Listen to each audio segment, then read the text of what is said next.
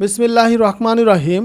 এক নজরে কোরআন, ডক্টর মিজানুর রহমান আজহারীর রচিত এক নজরে কোরআন থেকে আমরা এখন শুনব সূরা আলাকের অডিও বুক।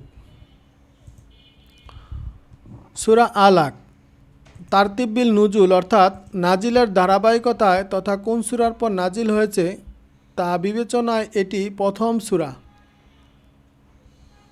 এরপরে সূরা মুদাসসির, সূরা কলম নাজিল হয়েছে। আর তারতিব ফিল মুসাক অর্থাৎ বর্তমান কোরআন মজিদের বিন্যাস অনুযায়ী এটি হচ্ছে ৯৬তম সূরা।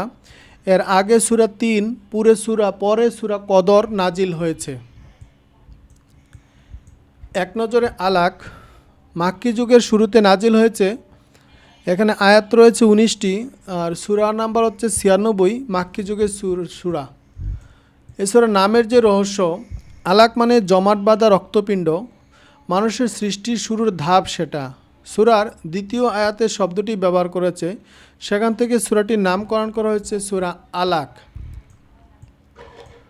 এ সূরার যে মেজর থিম রয়েছে, এক নম্বর হচ্ছে জ্ঞান দান করে মানুষকে অনুগ্রহ ধন্য করা হয়েছে।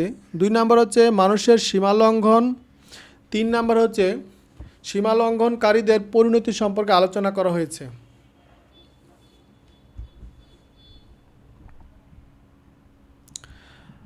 আমরা শুনছি এক নজরে কোরআন থেকে সূরা আলাক। সূরা আলাকের শুরু এবং শেষের যে সম্পর্ক, সূরাটির শুরুতে আল্লাহ তাআলা মানুষকে পড়ার আদেশ দিয়েছেন। পড়ার মাধ্যমে মানুষের জ্ঞান লাভ করবে। আর জ্ঞানের বৈশিষ্ট্য হলো এটি মানুষকে বিনয়ী করে, অর্থাৎ যে যত জ্ঞানী সে তত বিনয়ী হবেন। এই ধারাবাহিকতায় আল্লাহ সূরার শেষে মানুষকে তার উদ্দেশ্যে সেজদা করবার আদেশ দিলেন, যা বিনয় প্রকাশের সর্বোচ্চ ধরন।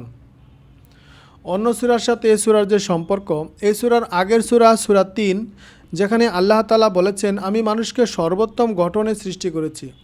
আর সেই মানুষ সৃষ্টির বিষয়ে আরও বিস্তারিত আলোচনা এই সূরাটিতে এসেছে। তো এই সূরাটির যে শানে নজুল রয়েছে, সূরা আলাকের পবিত্র কোরআনের সর্বপ্রথম নাজিল হওয়া সূরা। নবীজির উপর এই সূরাটি শুরুর ৫ আয়াত নাজিল মধ্য দিয়ে ওহী আসা শুরু হয়। এর আগে থেকে রাসূল সাল্লাল্লাহু আলাইহি সাল্লাম হেরা গুহায় নিয়মিত যাওয়া আসা করছিলেন। সেখানে তিনি নির্জনে আল্লাহকে স্মরণ করতেন। হঠাৎ একদিন জিবরিল আলাইহিস সালাম সেখানে হাজির হন। এসেই তিনি নবীজিকে বললেন, পড়ো। নবীজি বললেন, আমি তো পড়তে জানি না। এই কথা শুনে জিবরাইল তার বুকের সাথে ধরে নবীজিকে ভীষণ জোরে চাপ দিলেন। এরপর আবার বললেন, পড়ো। নবীজি আবারও একই জবাব দিলেন।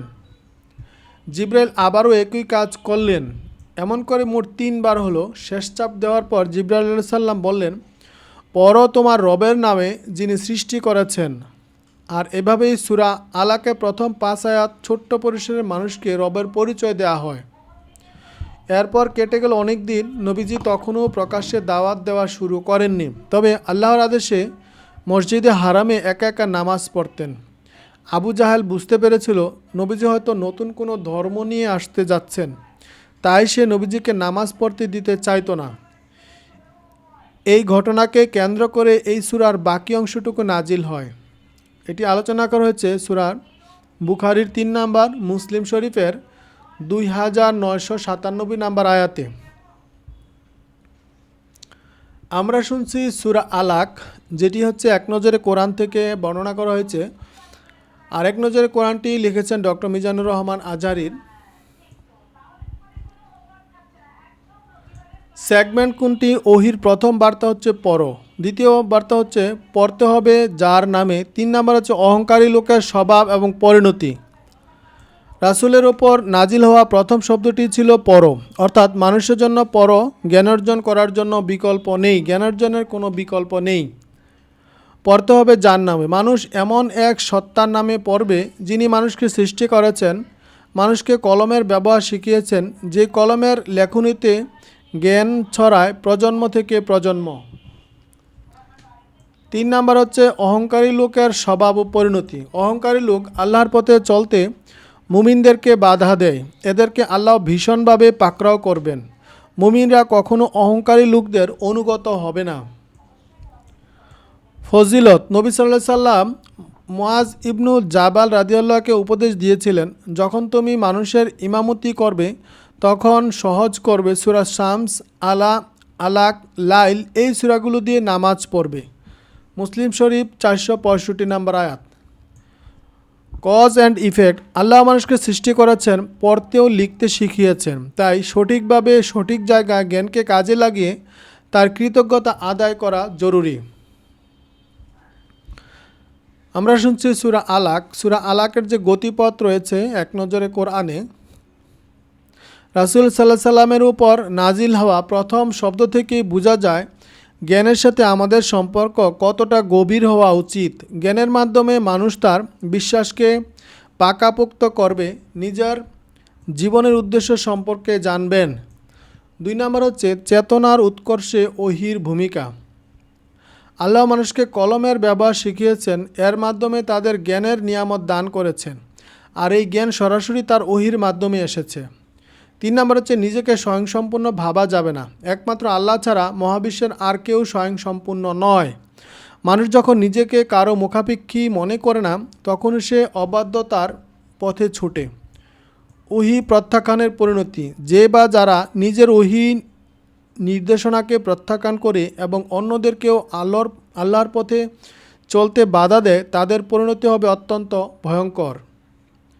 তো এই সূরার সেন্ট্রাল থিম হচ্ছে ওহীর জ্ঞান আঁকড়ে ধরার প্রয়োজনীয়তা সম্পর্কে এই সূরা বর্ণনা করা হয়েছে। তো এই সূরার যে আয়াতগুলো রয়েছে, আয়াতের যে সারমর্ম রয়েছে, আয়াতের সারমর্ম হচ্ছে এরকম: পড়া, জ্ঞান অর্জন করা এবং লেখার আদেশ দেওয়া হয়েছে 1 থেকে 5 নম্বর আয়াতে। মানুষ আল্লাহর অবাধ্যতার পথে ছোটে, কারণ সে নিজেকে স্বয়ংসম্পূর্ণ ভাবে। এটা আলোচনা করেছে 6 থেকে 8 নম্বরে। আল্লাহর পথে বাধাদানকারী জালিমের স্বভাব ও পরিণতি ব্যাপারে আলোচনা করা হয়েছে 9 থেকে 18 নম্বর আয়াতে। মুমিন কিছুতেই এই ধরনের অবাধ্য লোকদের মর্জি মাফিক চলতে পারে না, এটি আলোচনা করা হয়েছে এই সূরার 19 নম্বর আয়াতে। আমরা শুনছি সূরা আলাক এক নজরে কোরআন থেকে। তো এই সূরার 6 এবং 7 নম্বর আয়াতে আল্লাহ বলেন, সাবধান, মানুষ অবাধ্যতার পথে ছুটছে কারণ সে নিজেকে স্বয়ংসম্পূর্ণ মনে করে। অর্থাৎ মানুষের অবাধ্যতার পেছনে নিজেকে স্বয়ংসম্পূর্ণ মনে করাটাই প্রধান কারণ।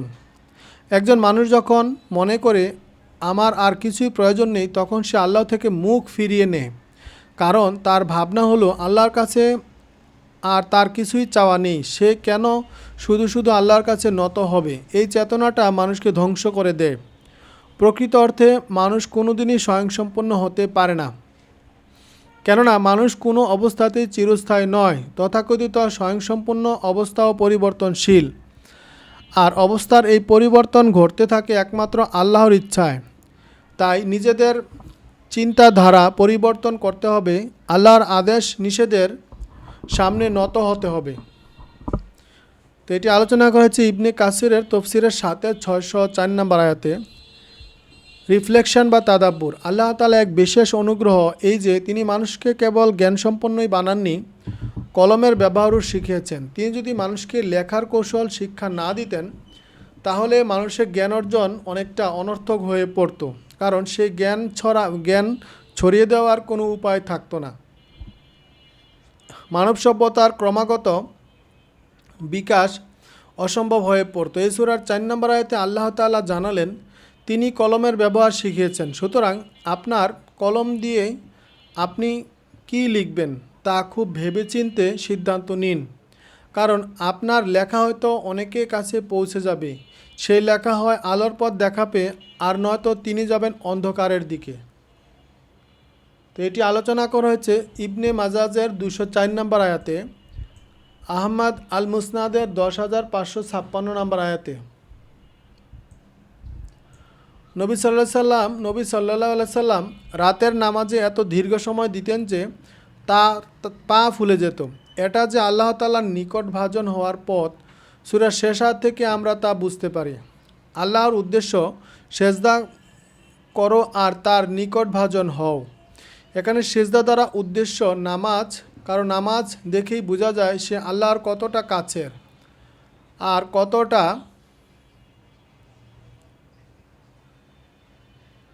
আপন। আল্লাহর প্রিয় বান্দাদের ক্ষেত্রে দেখা যায় তারা দীর্ঘ সময় নামাজে ব্যয় করেন। নামাজে দাঁড়ালে তাদের কোনো তাড়াহুড়া দেখা যায় না, কেননা নামাজের চেয়ে উত্তম কোনো কাজ নেই, আর মসজিদের চাইতে দামি কোনো জায়গা নেই। তাই এটা উপলব্ধি করা জরুরি, আমরা যত বেশি আল্লাহর নিকট ভাজন হতে চাইব, আমাদেরকে ঠিক তত বেশি সেজদা করতে হবে। বুখারী শরীফ 4837 নাম্বার, তাবরানি আল মুজাম্মুল আওসাদ 7199। তো ইনশাল্লাহ আমরা এক নজরে কোরআন থেকে আরেকটি সূরা শেষ করলাম, সূরা আলাক। তো সূরা আলাকের যে বিষয়বস্তুগুলো আমরা পড়লাম এবং সূরা আলাকের যে শানে নজুল বিষয়গুলো আমরা শুনলাম, আমরা যেন সেইভাবে আমাদের জীবনকে পরিচালিত করতে পারি। তো আল্লাহ যেন আমাদেরকে সেই তৌফিক দান করেন।